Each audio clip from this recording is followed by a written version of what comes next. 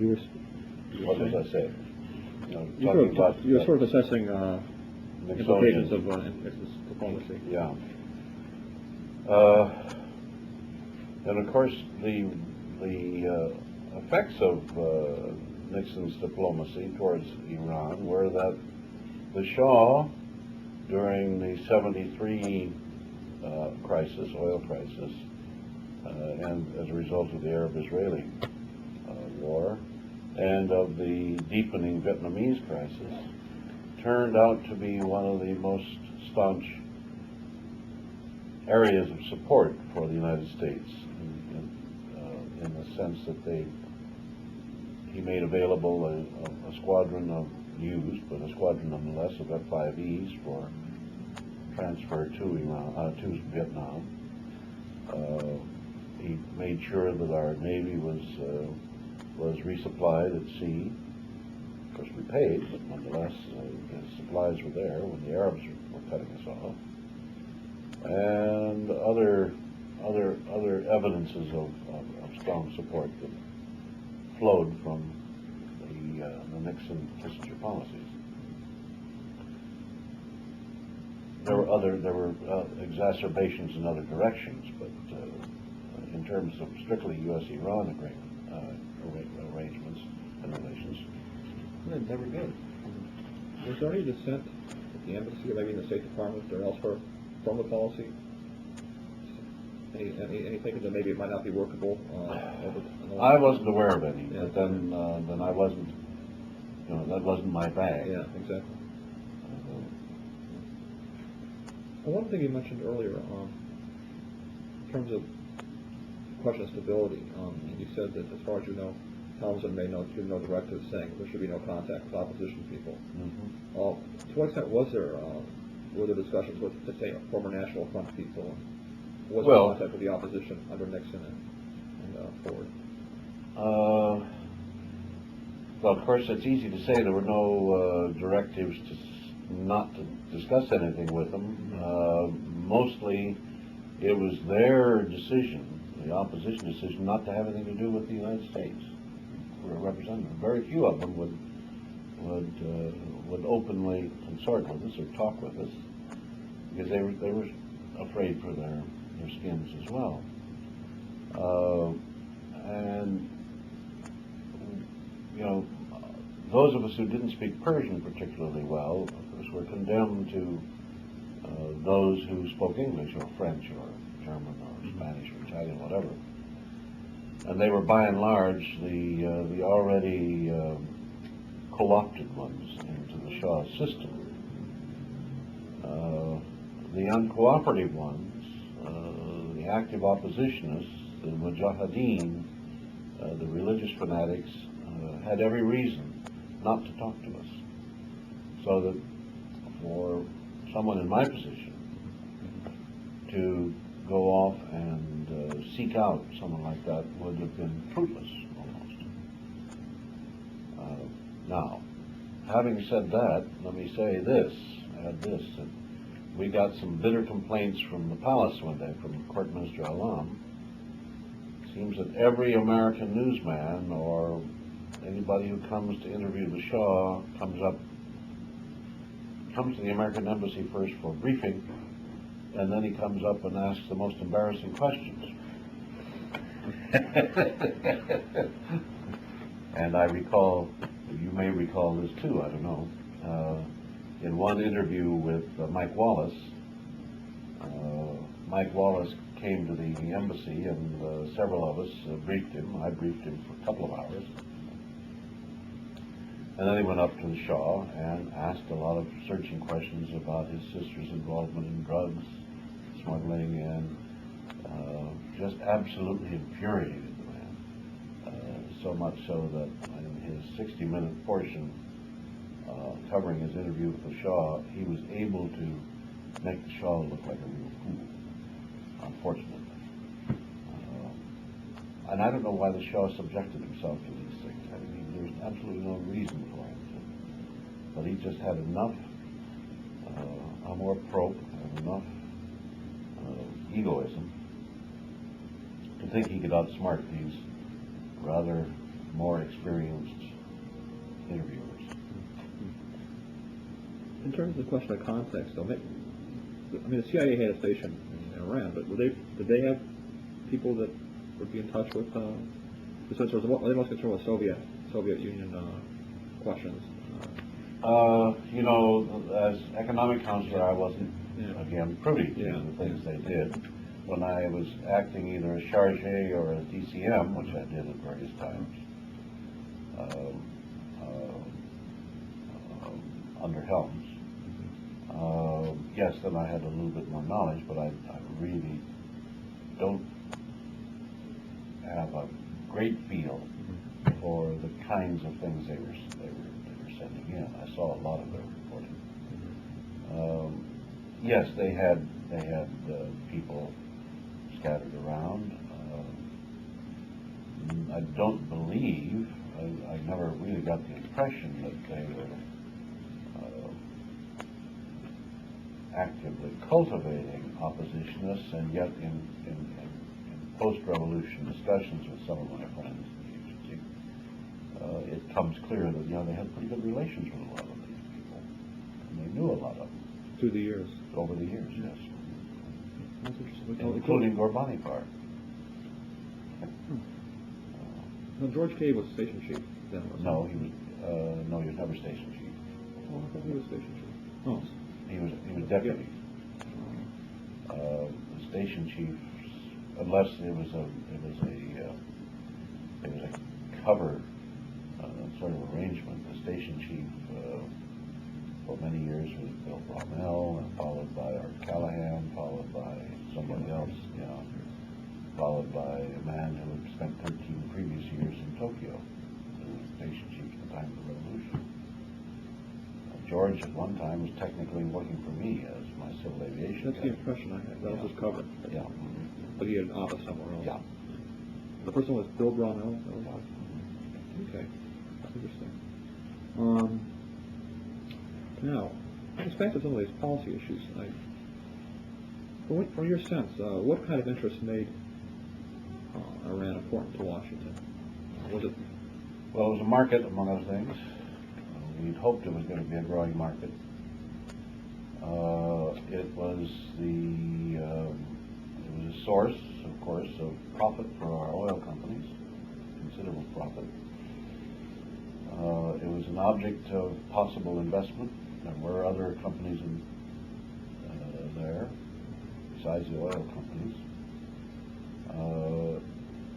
It was from a military point of view, if the relationships between Turkey and Iran made sense at all after the demise of the Baghdad Pact, it was in the sense of security sense, of relationship with NATO and so on, and with Pakistan. And it provided a very important air route for American commercial as well as military aircraft from Europe to the Far East. Now they have to go all the way around. Well, that's not quite as important today as it was in those days, in the early days, when jets were just beginning. It was certainly important then. And from another set of classes of the intelligence side, it provided a safe haven for some of our intelligence gathering operations on the Soviet Union. So there were a whole series of, and it was the kingpin in the Persian Gulf. When we were in Doug MacArthur's time, he would often rail against the radical Arab regimes of those wretched little states who were just being let free. And we have to worry about their long-range stability, and the Shah is the man to keep them in place, and he is so forth and so on. Finish the statement.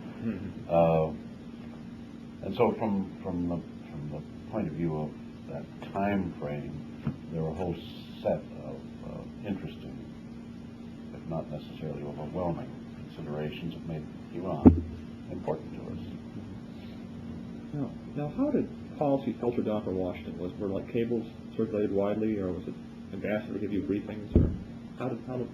Well, of course, we all what came in and out of Washington, we were all, those, at least the senior officers of the embassy were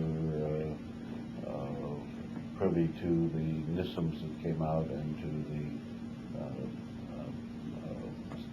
periodic, what the heck do they call them? Assessments, intelligence assessments. And we had all the policy briefs that came out of Washington.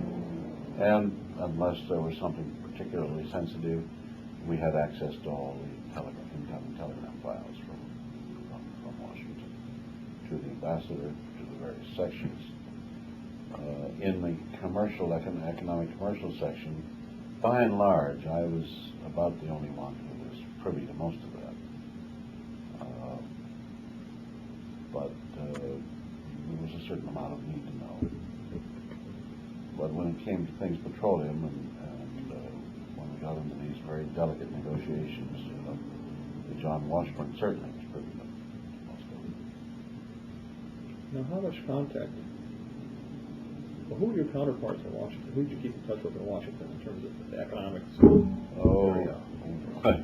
Good question. Sort of just sent things off into the blue. No, but partly that's true. Well, yeah. Partly that's true. You never know who you were sending things to sometimes. No, the desk is always uppermost in our mind, and at the time, for most of the time I was there, it was either Jack Nicholas or Charlie Nass, John Countryman, and Bob Dowell, and Mike Michaud, and so on, who were always on these understudies. And Jim Akins and his successors in the oil petroleum side.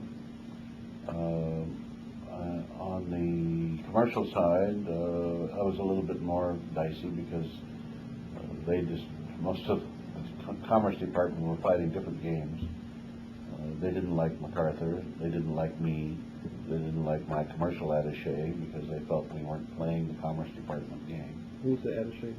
George Ellsworth, who was a funny man, very strange, very effective, inspired great confidence in the locals, was well liked in the American business community, but not by his own department. he was part of the Commerce Department? Yes. Okay. Well, he was a Foreign Service officer, but he was a career commercial officer. Had worked for them for years, all over the world, Latin America, Vietnam, wherever. Very accomplished, knew the game.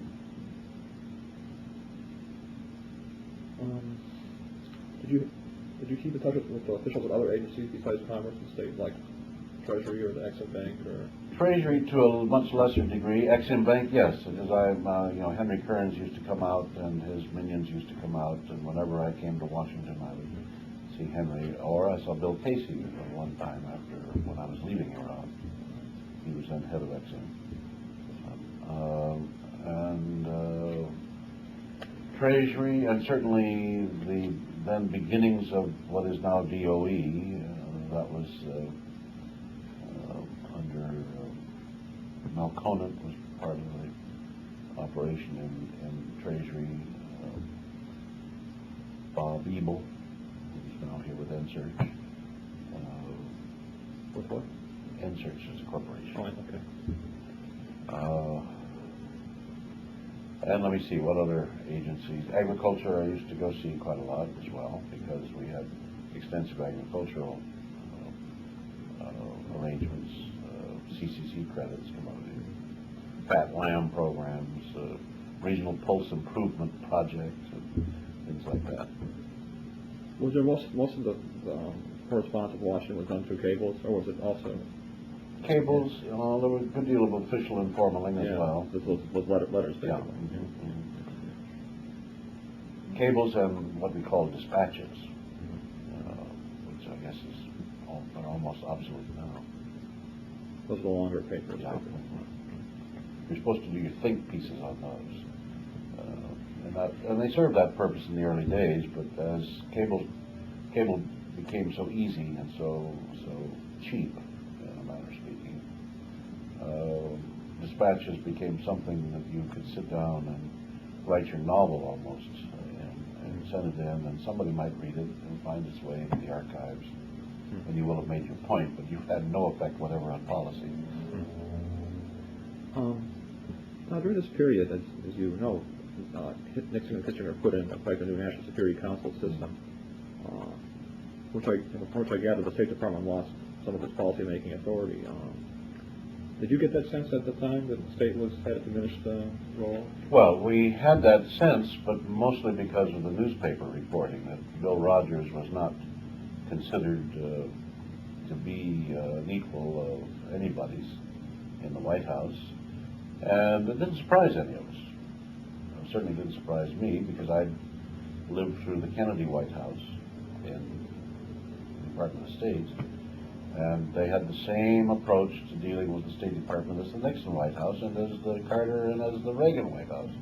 Forget the professionals, we politicians know better how to do things. Well, it was fine when you have real politicians with a great deal of background, as McGeorge Bundy and so on and so forth, in the Kennedy White House. And even in the Nixon White House, you had enough professionalism with Kissinger and the people he gathered around him to have some faith that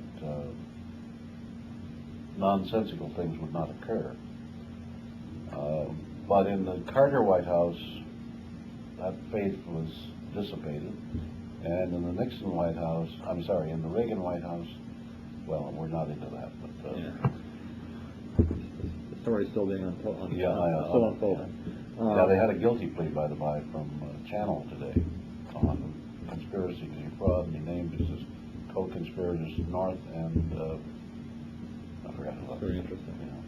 Yeah. But these arrangements that we're talking about at the embassy, does this cause any problems for people in the embassy? Not really. There was no real practical No impact. real practical effect as far as we were concerned. Okay. Now, one of the major issues during this period, of course, was the control of oil prices and production. Now, how much work did you do on energy issues? I guess you already talked about it a bit, but apparently quite a bit. Yeah. John Washburn and Bob Dowell before him were really first-rate professionals in the petroleum business. They understood it. They did a good deal of research in it. They had an infinite number of contacts and associations within and without NIOC in the oil business and the private companies, British, American, French, Dutch.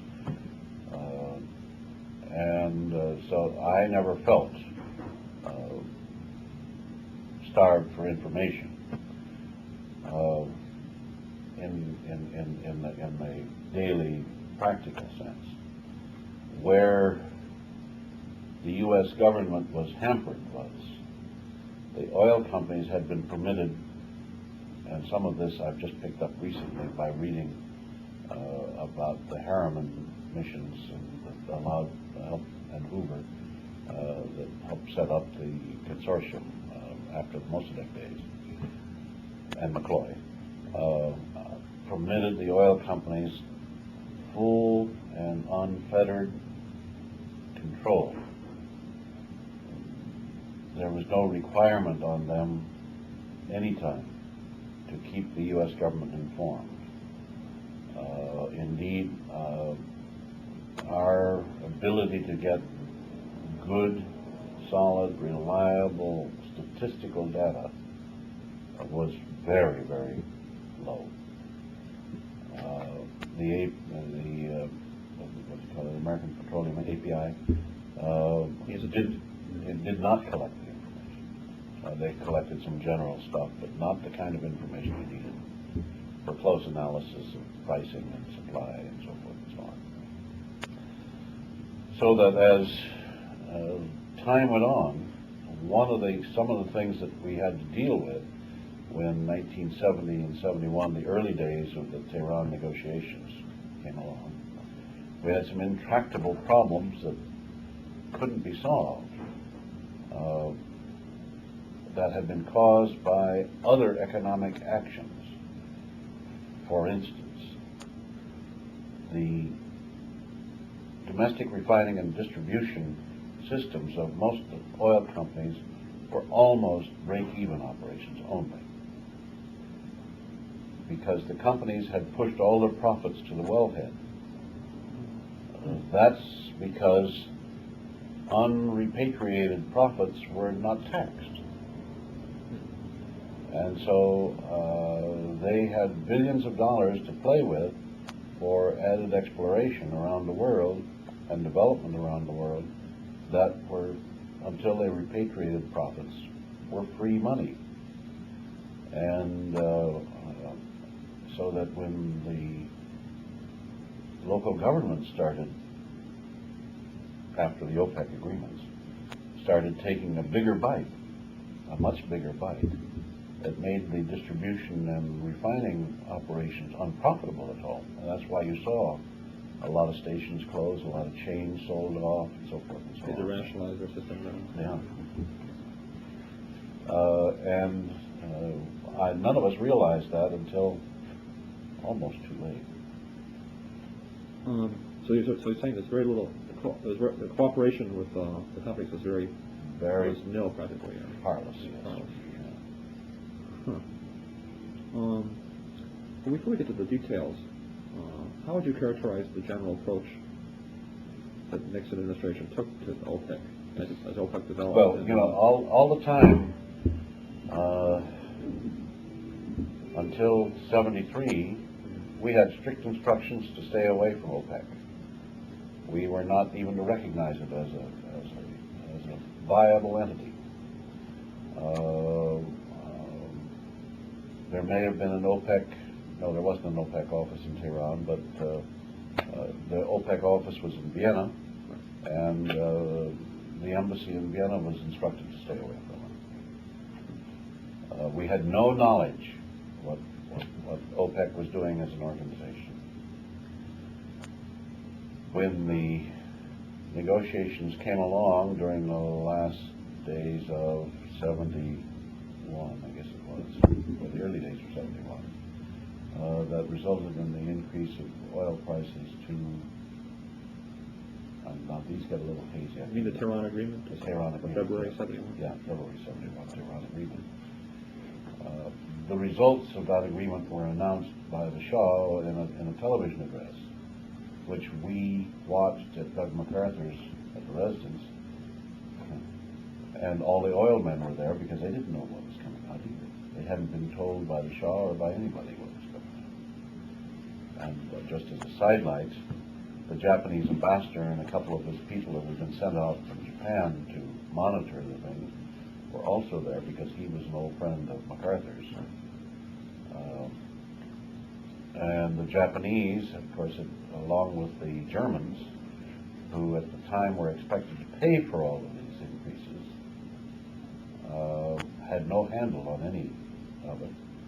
And John Washburn and I at the time came to the conclusion that the Japanese especially would never let themselves get caught in that situation again. And from then on we had a very, very active Japanese effort to get hold of, get some controls, one way or another, by investing in petrochemicals, by buying oil companies, by buying whatever. And so you saw, now see, heavy Japanese involvement all over the oil business. But at that time they felt very helpless. I asked some questions about the Tehran Agreement and how it developed, the Irwin mission and so forth, but how are we fixed for time? It's almost 6 o'clock. Let's go maybe for a little while longer, yeah, so we can break off for now. Okay. No, I mean, one of the important developments was in late 70 and early 71, when Libya raised prices first, and the OPEC countries met at Caracas and declared their intention to take over oil pricing generally. Now, how did the embassy, I guess the State Department generally, respond to that decision? Well, the oil company strategy at the time, which was also the U.S. government strategy, was not to recognize OPEC, and was to keep the Eastern Med situation, which is the Libyan situation, we called it Eastern Med, separated, walled off from the Gulf situation. Gulf pricing and Eastern Med pricing would have no relationship one to the other. And even the oil that was delivered to the Eastern Med through pipelines from the Gulf were a special, to be considered specially from our point of view. Now the oil companies always suspected that Doug MacArthur gave this away in some of his loose talk with Jamshid Musagar and the Shah. I don't know. I think so too, but I don't have any proof of it. That he linked the two through the U.S. government for the Shah and Jamshid Musagar, who was then the sort of the leader of OPEC, and forced the oil price increase of January 71 that did relate Eastern Med and Gulf prices on the oil the consortium in Iran. Was there much concern that Libya would convince OPEC to use oil as a political weapon? Yes, there was. That was why it was our desire and firm intent to separate Eastern Med pricing from Gulf pricing. No, from what I've read, from I've seen some of the Church Committee hearings and so forth, apparently now the COI and the oil companies, I guess they worked on a plan for the majors and the independents together to take a collective approach. There was 40 some of them that met every morning for hours. This was called the joint approach, which the State Department and the Justice Department sort of approved. Yes, they gave them a letter of waiver. From antitrust. Antitrust Act. Now,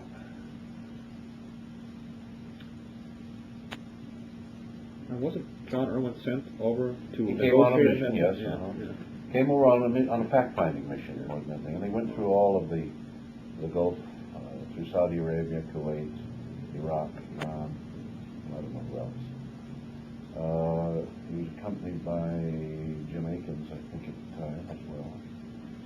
And because John came out of an oil background himself, a banker as well, a lawyer, and he understood the business.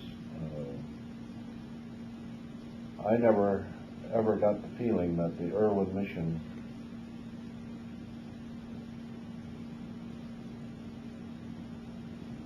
gets a little foggy, that the Irwin mission really had that much effect on the outcome of the negotiations.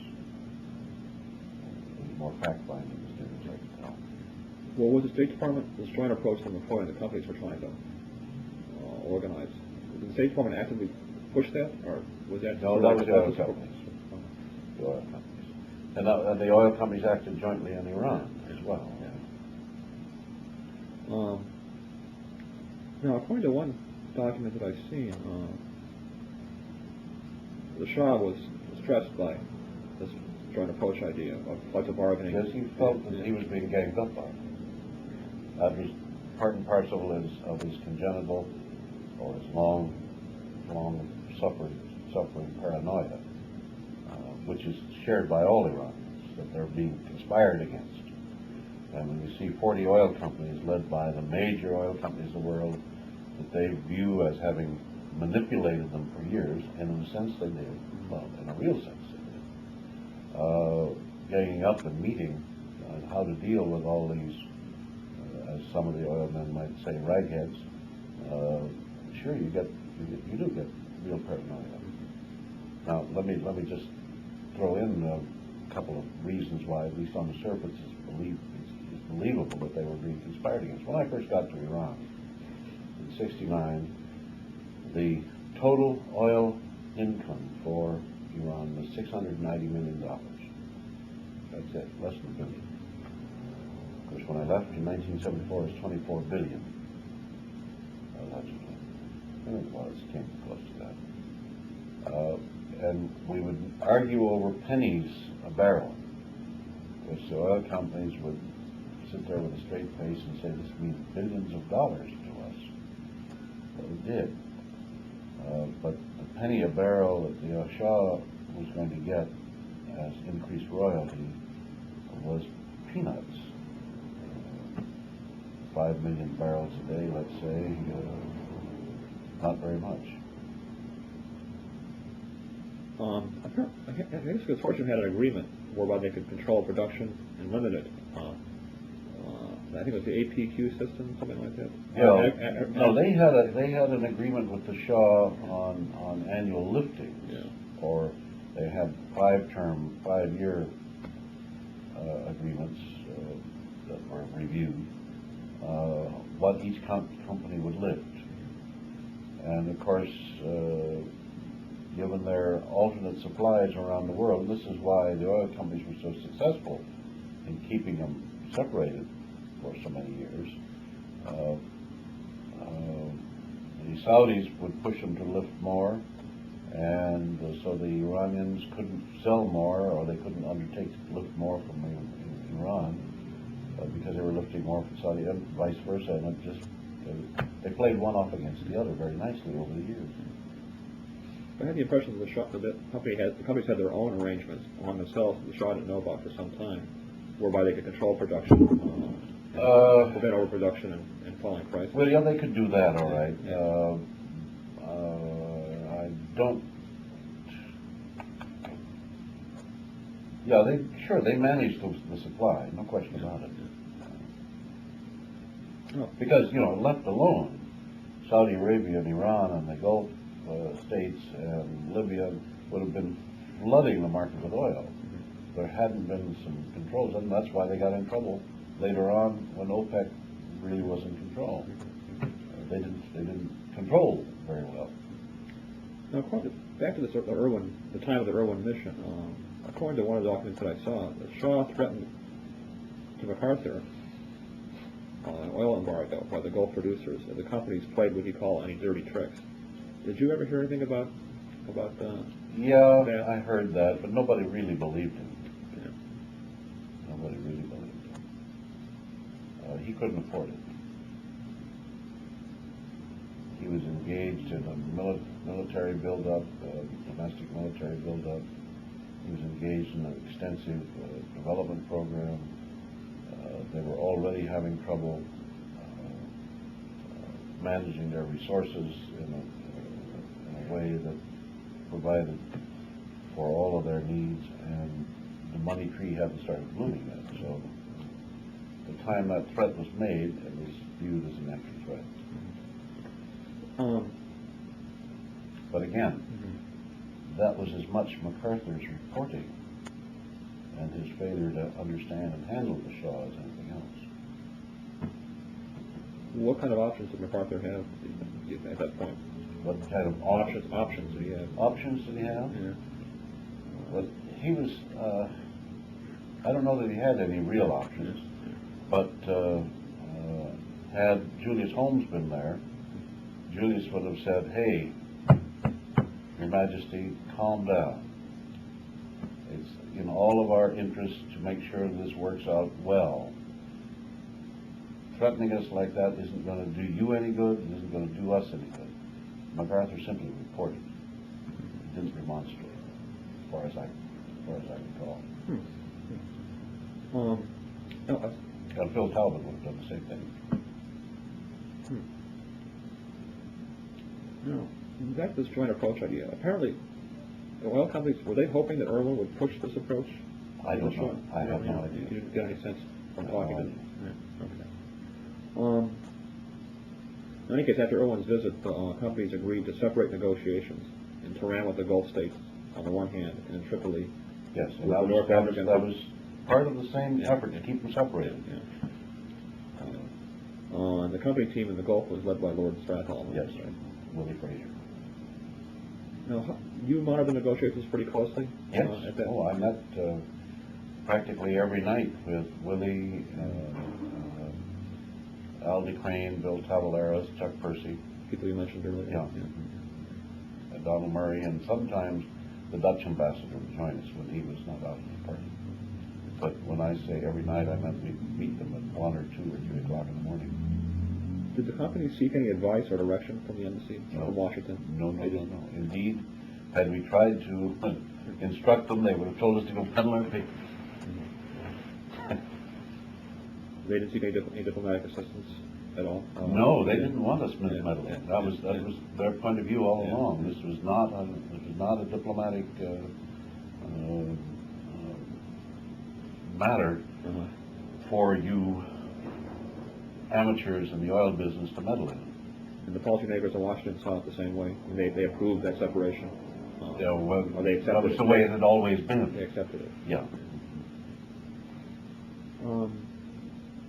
Now, under the Tehran Agreement, which was signed, I guess, February 1471, the companies and the governments agreed to fairly modest price increases compared to later on. What did it go to? Do you have? I don't have the figures with me.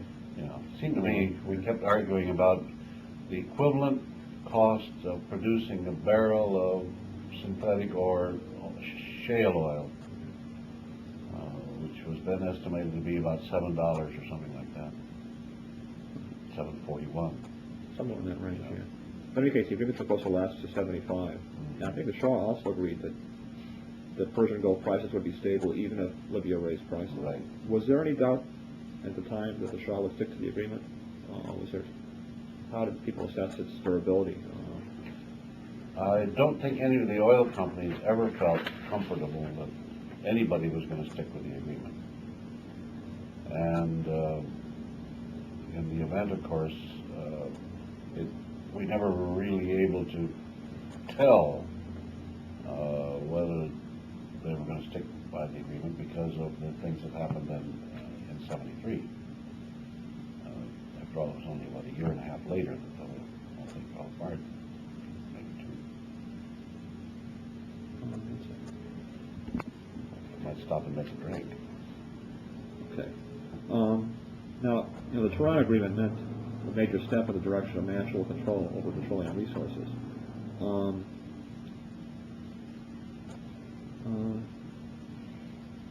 Did the oil companies generally accept this as a fact, or was there some resistance? There was a great deal of resistance, and there was always a lot of argument over interpretation of terms. When gas became an important factor, supplying gas, for instance, for the Soviet pipeline and for the projected pipeline through Turkey to Europe, and the major gas deposits that were discovered down in the Persian Gulf, absolutely mountain-sized, then a lot of discussion took place, a lot of argument took place over the interpretation of what exactly those agreements meant and what, if any, rights the consortium had over these gas deposits.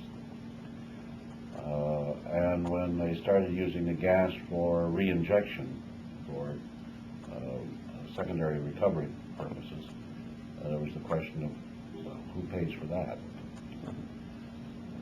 There was always the argument over who was going to fund the investment in added capacity. And of course, the Iranians didn't want to invest in any of that. They felt the oil companies should invest all of it. So that there was a good deal of dubiety abroad as to the reality of the agreements and how well you can make the Iranians stick to them, or the rest of the OPEC members.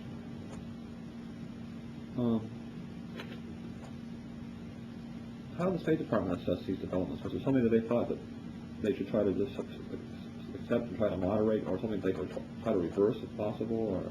No, there was never any thought, at least not in my mind, or I never heard anybody express the thought that we might be able to turn the clock back.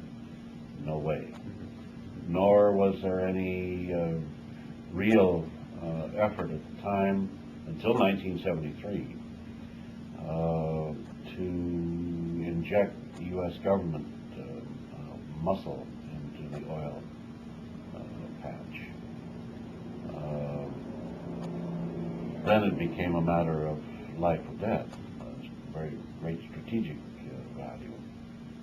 And that's when the U.S. government became much more active in trying to affect national policies on the local level of the individual OPEC states. Did any of the companies come around and say, complain, say maybe the State Department should be helping to push this? Never. They really, yeah. you know, these were all old-fashioned Yeah. international oil folk, and Yeah. they'd grown up in the tradition of, we don't need you guys, and we Yeah. don't want you meddling in our business.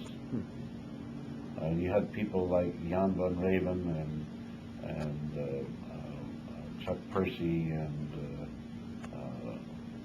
let's see, who was Jan? Van Raven was just the Dutchman who was head of the consortium for a long time. Okay. And some of the British petroleum people, especially, and certainly the French CFP, Compagnie Française de Pétrole, guy, they had no interest whatever in, especially having the U.S. government get into it. Okay. Now, around the same time, the Shah was talking about going downstream, so to speak, like getting the NIOC involved in refining and marketing of oil That's right. around the world. Now, how much did the companies worry about that as a because as I told you, when they pushed all the profits to the wellhead, they were quite willing to sell. If you recall, NIOC did buy some of our Gulf, I believe it was, or Getty stations here in the United States. I forgot what exactly. And they were prepared to buy much more.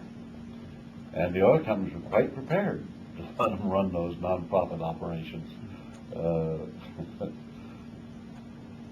So that, but the Iranians and the other oil producers had the mistaken impression that that's where the great profit was, and that's how they could control the offtake of crude supplies, was by increasing refinery run-through and sales at the station and so forth and so on. They had very little real understanding of the basic economics of petroleum business around the world. So the companies were not really worried about a competitive Not threat. really. In They'd be happy to yeah. take their money Yeah, for those yeah, things. yeah. Okay. In early '72, the Shah made another step towards national control with a St. Moritz agreement to turn over policymaking and operational responsibility of the consortium to the NIOC. Did the companies discuss these negotiations with the embassy while they were going on? They were fairly protracted, apparently. They were fairly protracted, and of course, no, not to my knowledge. The St. Moritz agreements were almost totally negotiated in the air there with the senior oil company guys, and it was. You know, it really was, that was more window dressing than reality anyway. The company still kept a privileged position in terms absolutely. of... And they still had their off-take agreements and their cross-purchasing agreements and so forth and so on. They weren't worried about that. If a little ego salving and massaging was necessary, I'm sure it didn't cause them very much pain. That's interesting. Okay.